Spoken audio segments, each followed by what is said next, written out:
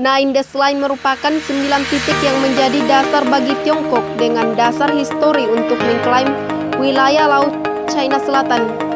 Titik ini dibuat secara sepihak oleh China tanpa melalui konvensi hukum laut internasional di bawah PBB atau UNCLOS 1982.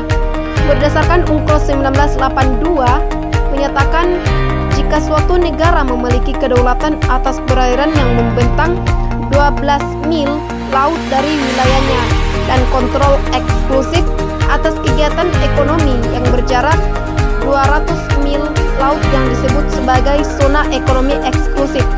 Pada kesempatan kali ini kita akan membahas terkait dengan 9 garis putus-putus yang ditetapkan oleh China untuk mengklaim wilayah Laut Cina Selatan.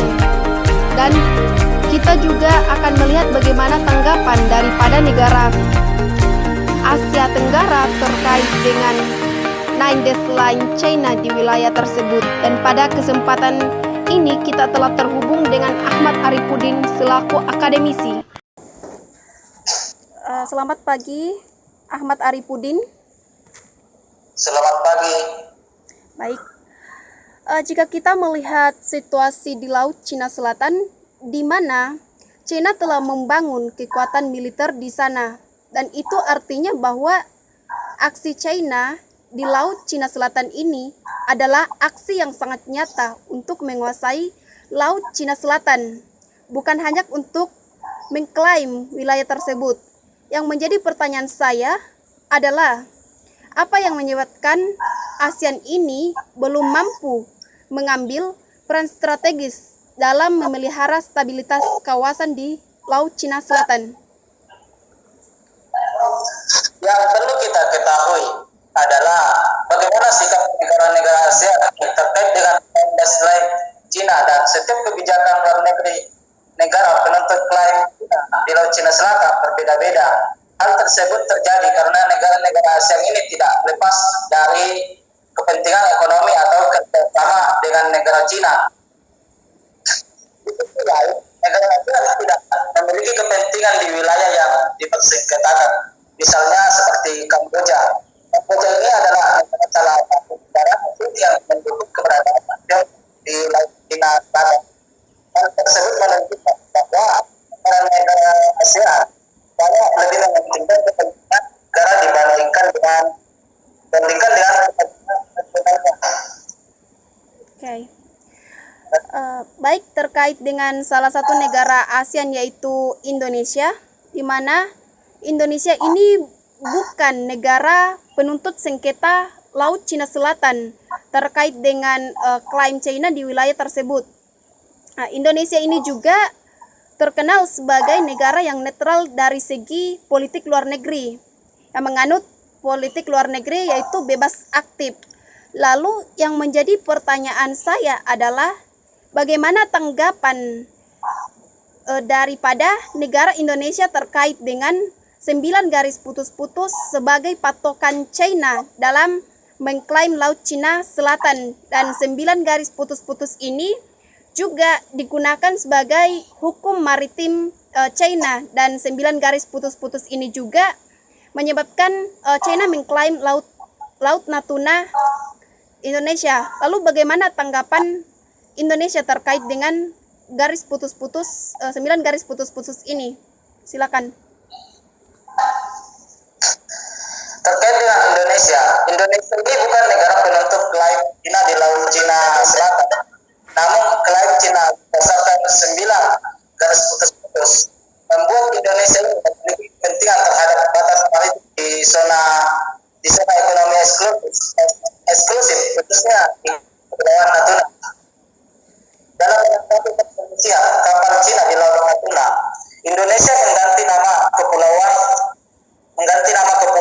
Natuna menjadi Laut Natuna Utara. Hal ini dilakukan oleh Indonesia untuk menanggapi klaim Cina terhadap Kepulauan Natuna agar hubungan antara Indonesia dan China. Kemudian kebijakan Indonesia terkait dengan Natuna ini tetap bersikap bebas aktif, di mana pemerintahan Indonesia tetap bersikap bebas aktif, di mana pemerintah Indonesia tetap menempuh jalur diplomatik dalam mengelola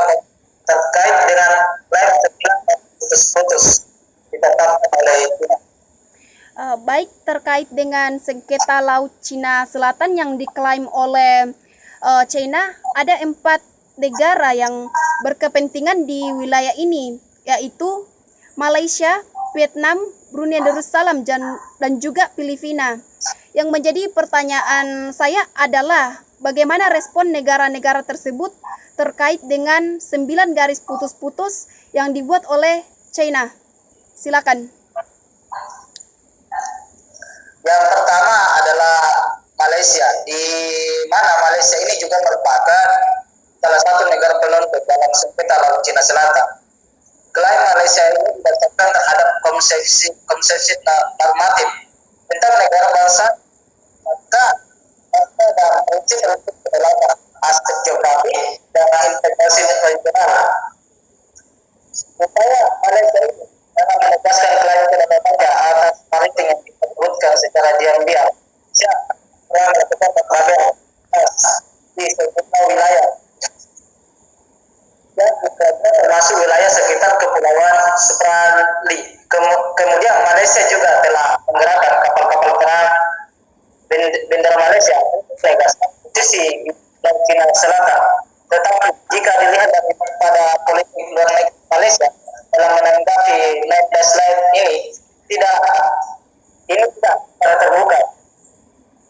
Filipina sebagaimana yang dilakukan oleh negara lain dan juga China di Laut Cina Selatan.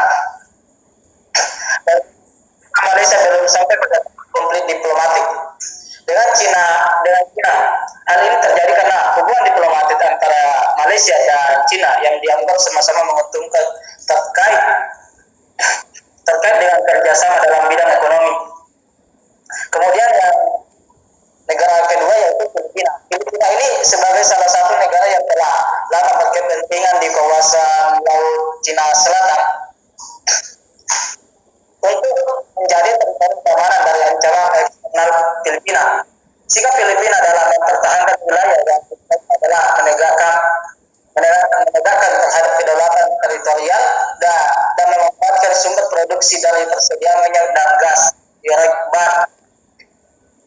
Pada tahun 2013, Filipina merilis pernyataan resmi yang dilakukan dalam bentuk dokumen yang menentang keberadaan China di wilayah yang diklaim sebagai milik China.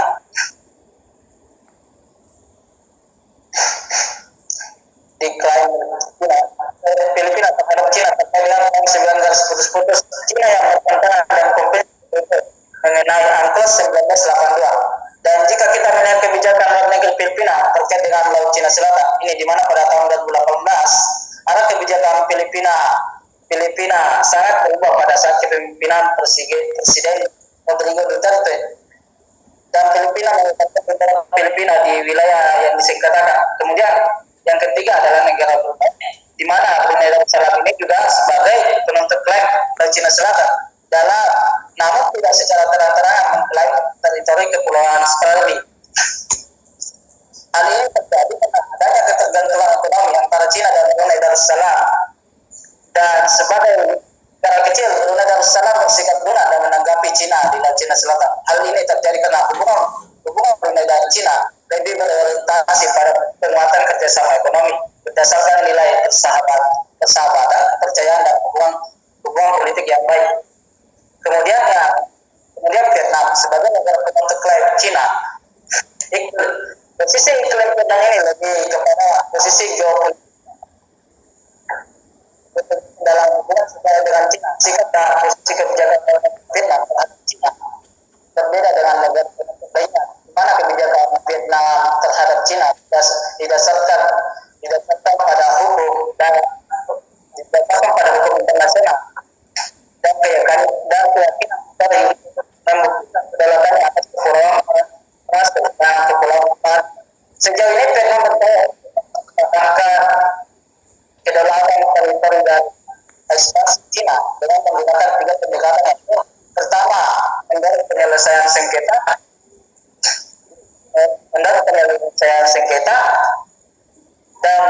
dalam bingkai internasional dalam melibatkan negara regional untuk menciptakan perkembangan kekuatan, kemudian menerapkan masalah sengketa dalam sengketa secara multilateral untuk memperoleh dukungan diplomat, kemudian